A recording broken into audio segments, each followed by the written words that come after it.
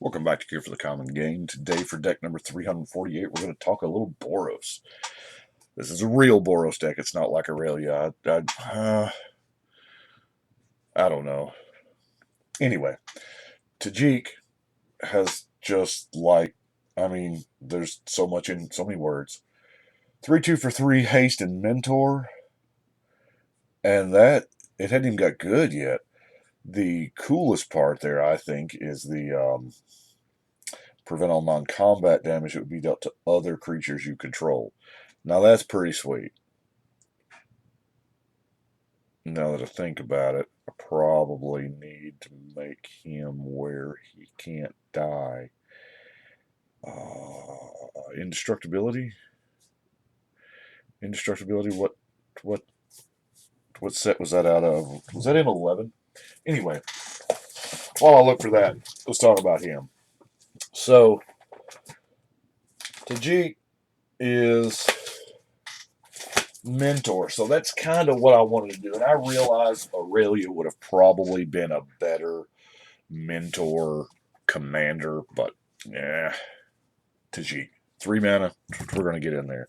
So, we'll stop worrying about that. What I tried to do was I tried to get. We're obviously a little heavy on the creature side here. We're going to crutch on Tajic's abilities of mentor and preventing all non-combat damage. So I guess before we get to the creatures, let's look at some removal. Now, Hour of Devastation. Yeah, you're going to lose Tajic, but you know what? You're going to lose most of the board too, except your dudes. Volcanic Fallout, you guys don't care about. Slagstorm, and of course the new Deafening Clarion, which I really kind of like because both modes of this is exactly what you want to be doing. But the big one is Pyrohemia. Because, why not? Your dudes are not going to. And this Pyrohemia is enough to, with your creatures, as aggressive as this deck is, Pyrohemia is enough to kind of get you over the top to where you can activate it a couple of times, go into combat, and they really think twice about blocking because they're going to just lose their entire team. Now, let's look at some mana. Of course, we got the trio of the Signet, the Key Rune, and the new Locket. I love the new Locket, especially for Boros, because late game, it just becomes 7 mana, draw 2 cards. I love it. And of course, to get that early start, we have the Simmons Spirit Guide. Worst case scenario is a 3 mana 2/2. We've all done it. We've all done it. We're not proud of it, but we've done it. Now, let's look at some double strike creatures. Because I figure with Mentor, the best way, with him being a 3 power, you're going to lose Mentor a little bit. And I noticed the only real Mentor playing I've done was at the pre-release. And there comes a point in time where Mentor just kind of falls off and it just doesn't exist anymore. Now, some of them are better Mentor creatures than others. Like Legion Warballs will always be able to mentor the goblin he brings out. That's pretty sweet. Now, let's look at the rest of the double strikers. Now, I don't know flavor wise if a vampire in the middle of Tajic's army is cool, but this guy is cool. And especially if he gets the mentor trigger from Tajic before he deals the damage, he suddenly goes from a 1/1 to a 3/3, and he has double strike, and he's fixing to get. Yeah. So, Iroa's champion. By the way, it looks like double strike is more common in Boros. I hadn't really paid attention to it before now, but Avon Sunstriker, I don't know that. I hate Megamorph. More, I hate the name. But for this one, it's 5 mana. And I think that Hour of Devastation is the only 5 mana card in the deck. I think that's the top of the curve. Hearthfire Goblin has double strike. Skyhunter Skirmisher. Now, I love the flyers because the flyers in this deck are, if it flies and has double strike or, even just flies, I'm probably going to run it. Let's see. Fencing Ace. Now, this would also be, because it is Boros, it would be a great deck for equipment, but every equipment that I put in is one less creature I can have. Adorned Pouncer has double strike. Swiftblade Vindicator, which is, you know, I think they printed this as like, yep, what's the best mentor target we can possibly make? Here it is. Swiftblade has double strike.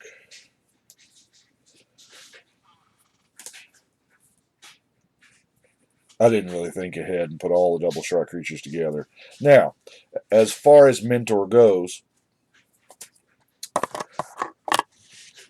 mentor kind of rewards you for playing creatures that have a low toughness, or I mean a low power. So I was like, you know what? What about those red shades that they used to do, like Storm Shaman?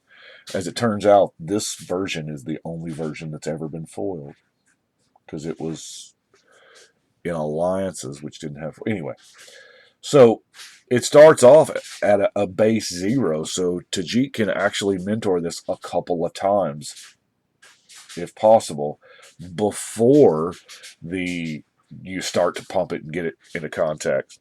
But red also has the advantage of having the creature with the absolute smallest power ever printed on a card. Of course, I'm talking about Char Rumbler. Yes, that is correct. It is a negative 1/3. Now, the reason why they did that is because it was Future Sight. It was a weird time. But we had Double Strike and Fire Breathing on the same card, and that is just so amazing. Now, Tajic, Tajic can mentor this Joker a bunch of times, so that's kind of cool. Now, let's look at other creators. The mentor stuff, which, by the way, Tapped Out still says all Guilds of Ravnica cards are not legal yet. I don't know what's up with that, because cards become legal for Commander on the pre-release date. So, but I got a feeling that they're not just for Commander. The Stalwart, I think that may be it for the mentor. I didn't get another. The Goblin Banneret's pretty decent. I mean, in a pinch, you can pump him before and then swing to get the counter. Now, Bounty Agent. Man, Bounty Agent. Destroy target commander. Yeah, or, Planar Bridge. Yeah. It's pretty good. Pretty good. Now, let's see. The creature one. Let's look at the 1-drop slot, because I did a whole lot of 1-drops with just. I tried to focus on decent 1-drops with, decent abilities like this. The battalion ability here is really good. Dragon Hunter. I mean, our format is called Elder Dragon Highlander, so he's not bad. Healer's Hawk. Can we talk about how Flyman was too good at one point in time? How this is an exact upgrade from Suntail Hawk. I mean, I've been known to play a Suntail Hawk, but let's print the same card, even the same creature type, so it's not like you can argue bird travel. No, same. We're just going to tack on lifelink. Wow. I mean, I'm really excited about this. This getting mentor counters, I think that may be exactly why they did it, is because it's just a thing for this set. I don't think this is the new standard at all. But, the pendulum swings, as Morrow says, and I don't know that the power creep thing is accurate. We as players like to believe it's accurate, but they swing the power one way to the next. Sometimes creatures are better, sometimes removal's better, sometimes enchantments are better. They place the power in different areas, and I really like that. It keeps the game from getting stale. And it also keeps us as players, every time that we see a cool new card, we gasp and go, oh my gosh, can you believe this? Which all it is tweaking letters and numbers. I mean, that's, it's a mathematic game made by, in my opinion, one of the most genius math professors in the world. But anyway, let's get back to creatures. Death Speakers, because, protection from black means something. It's a powerful color. Now, Tundra Wolf, I'll admit,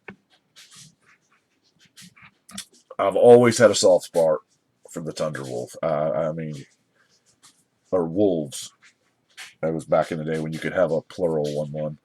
But First Strike is totally not bad. Hazda Marshal has Battalion, but they can't use Battalion because reasons. Raging Goblin, of course, just in there for the haste, and he's the body. Frenzied Goblin is really good because you can make something not block. And making things not block in a combat-centric deck, probably a good call. The Mox Monkey. Now, it's 1 mana, 1/1 body, but he's also,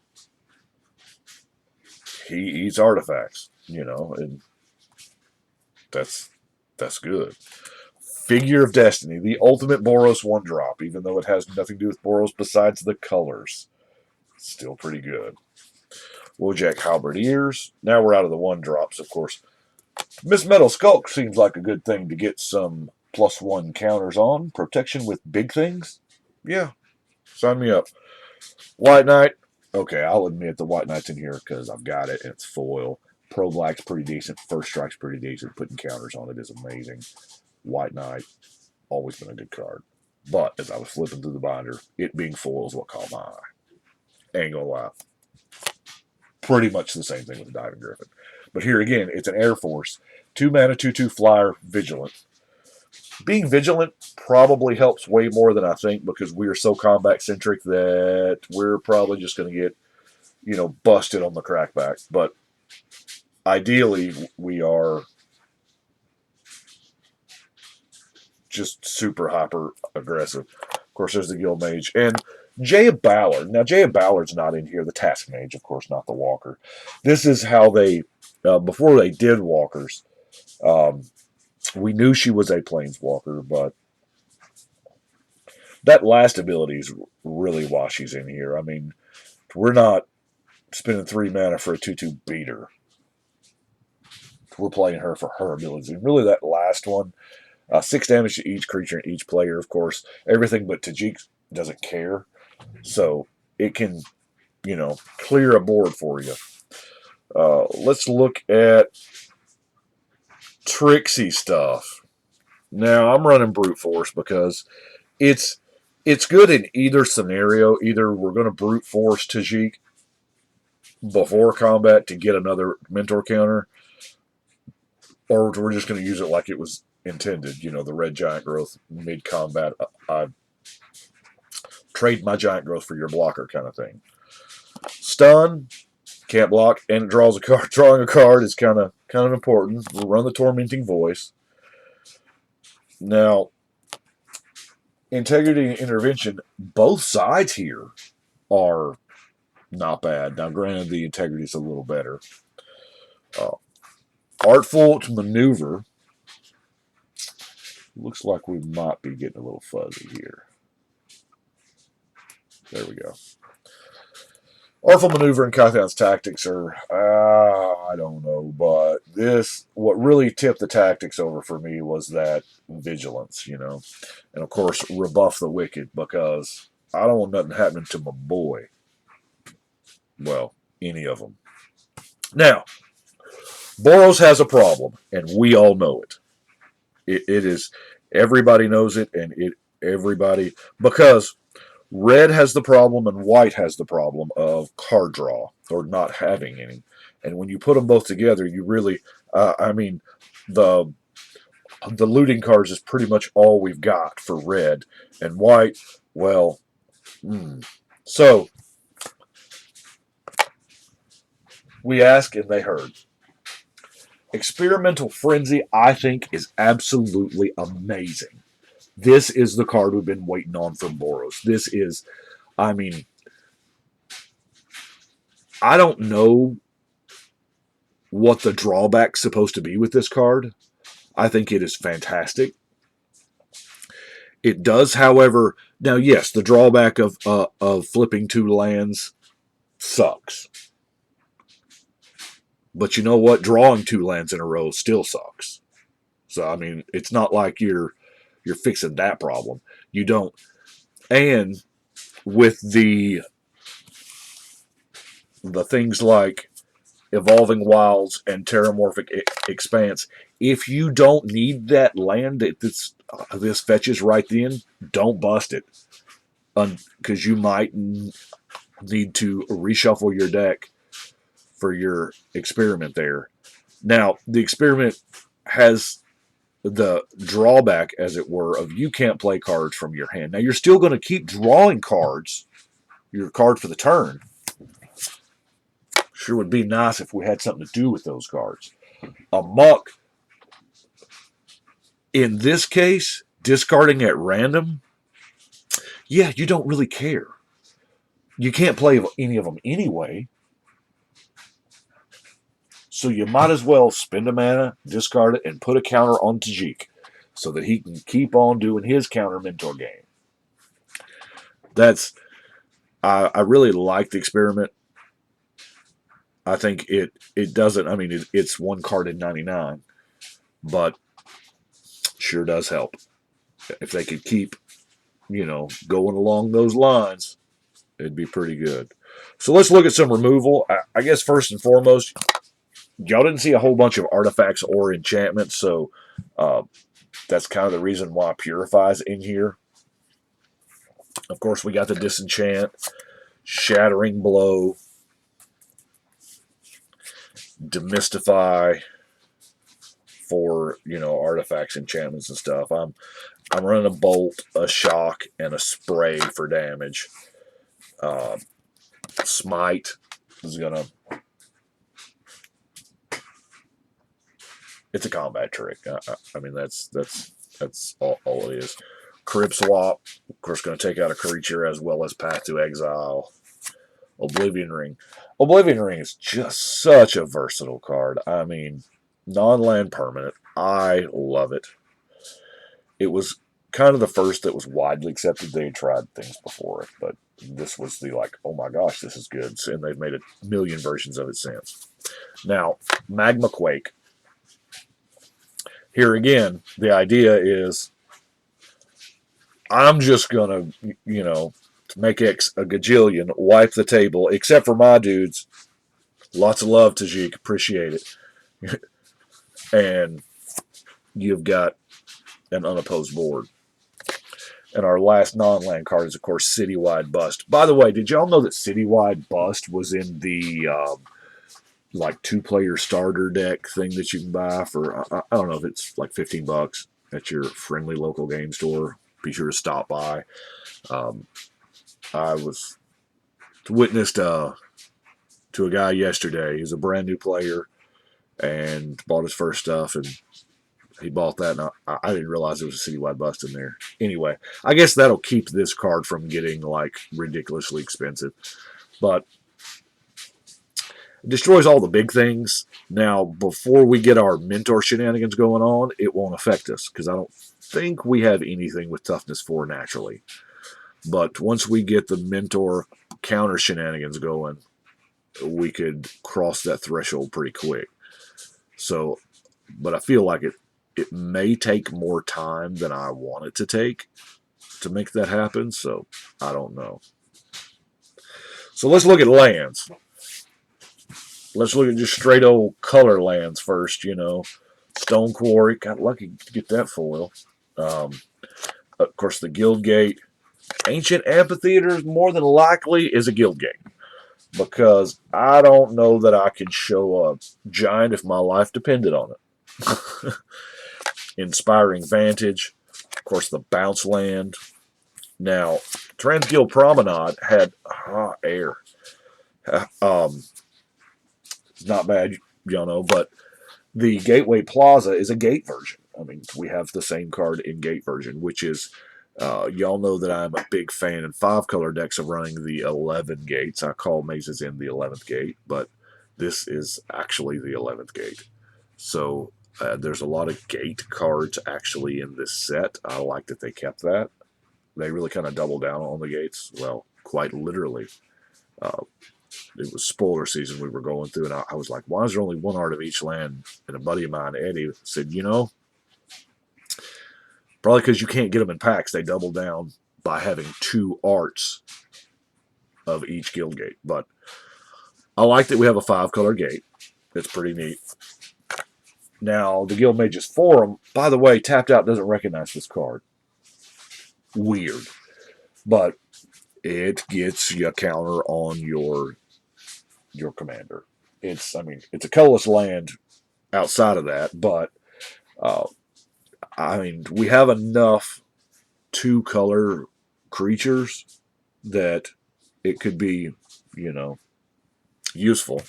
Of course, we have our Rogue's Passage because we don't want anything to happen to Tajic in combat because that would be bad. Forge of Heroes, same thing. It's going to put a counter on Tajic. And our last card is, of course, the Isolated Watchtower because we're Boros. And we don't have a lot of RAM. We actually have the least amount of everything. But anyway, that's what I've got for Tajic. I do appreciate y'all watching. I only have two decks left from Guilds of Ravnica. I have Lazov left and I have Tristani left. So, oh heck, I done passed the 21-minute mark. So I'm gonna shut up now. And I do appreciate y'all watching. Y'all let me know what you think. But right now we're gonna shuffle and cut.